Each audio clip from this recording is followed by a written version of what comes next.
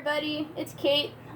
Just as a fair warning before we start this video, I am a little bit sick while I'm filming this, so if I'm red or if you hear my voice crack, that's why. Anyway, I chose the topic of the benefits of third gender laws for my speech. My main sources for the speech are cited from the NewYorkTimes.com, the Intersex Society of North America.org or ISNA.org, and PlannedParenthood.org, among others. According to the WorldCounts.com, approximately 360,000 babies are born every single day. And of that number, 3,600 babies are intersex, whether that is known from birth or not.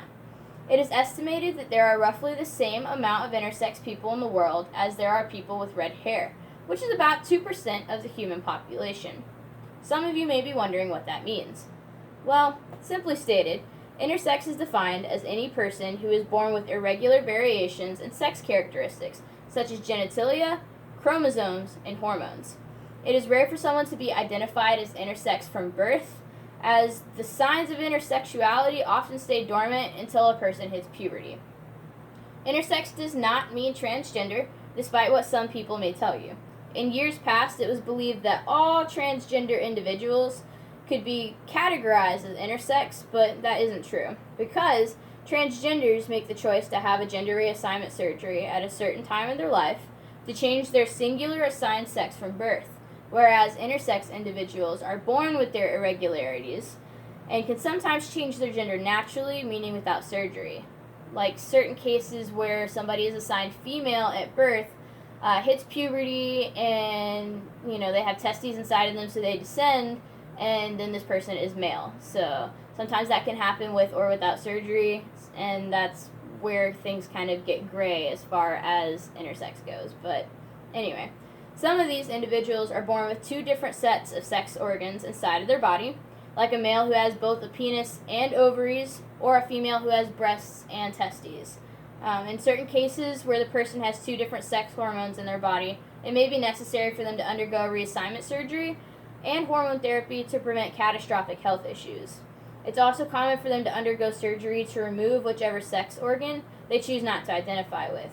Like if a girl is born with a penis, she may opt to have it removed to complete the transition to female, or she could simply take hormones to reduce the size of her breasts and complete the transition to male after a transition surgery. So why does all of this matter? Well, unfortunately, the 2% of our population that is born without one specific gender to identify with have not been properly represented and do not receive the appropriate resources to help them with their condition. In a world that doesn't do well with change or difference, intersex people can sometimes feel out of place and have a hard time coping with the body that they were born in. According to WeForum.org, as of 2019, there are only 11 states in the U.S.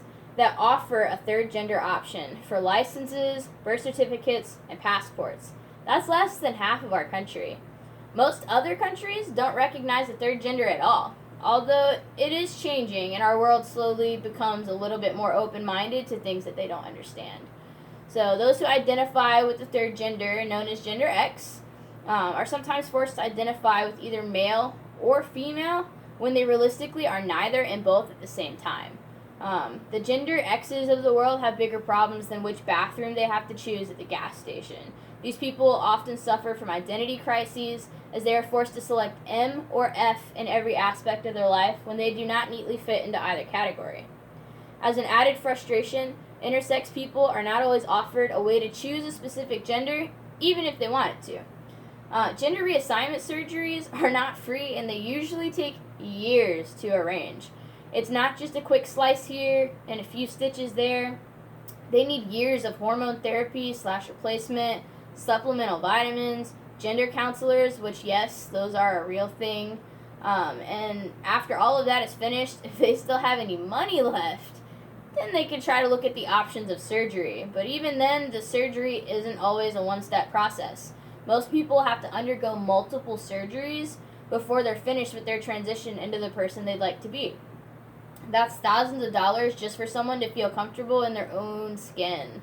And even then, most states still don't allow them to change the sex on their birth certificates, their licenses, or their passports. So they're still not comfortable with who they want to be even after they did all of that to change themselves and morph into this whole other person. So, for many people, it doesn't seem like a big deal, but just think of the thousands of people who are considered freaks of nature because of the way that they were born. It's not even anything that they can control. It was something that they were literally shoved into this world with. And intersex people shouldn't be forced to choose whether or not they're male or female just because humanity isn't willing to add one more simple option to identifying documentation, such as birth certificates. This isn't just about opinion, this is science. It doesn't matter what religion you take part in, what your ethical background looks like, or what kind of politics you support. It is a scientific fact that there is more than one gender. So, the human race often confuses the definitions of sex and gender.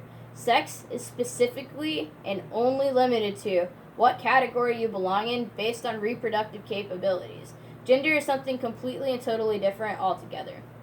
Accepting the third gender law worldwide would help more than just the intersex community. It would also open up doors for non-binary, transgender, and gender fluid persons everywhere. I find it disturbing that we cannot allow a person to live their life happily simply because it bothers someone that there is more than one identifying letter, whether it's M, F, or X, to select on birth certificates and bathroom signs. I believe that every individual is entitled to their own opinions and beliefs, but I do not believe that those opinions should affect another person's quality of life. In order to give everyone a fair chance at the identity that they deserve, we should all support the idea of a third gender law. This is not only essential for those who have been misrepresented for decades, but it is crucial as a part of how we will move forward in our society towards a more accepting and welcoming environment for everyone. Like I said, I'm Kate, and thank you for watching my TED Talk.